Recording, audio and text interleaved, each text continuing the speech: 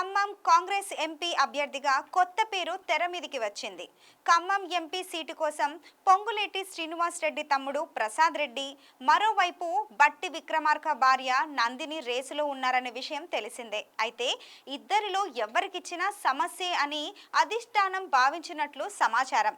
అందుకే మధ్య మార్గంగా వరంగల్ మాజీ ఎంపీ రామసహాయం సురేందర్ రెడ్డి కుమారుడు ఆర్ రఘురాం రెడ్డికి ఎంపీ సీటునిచ్చేందుకు కాంగ్రెస్ అధిష్టానం మొగ్గు చూపినట్టు ఢిల్లీ వర్గాలు వెల్లడించాయి.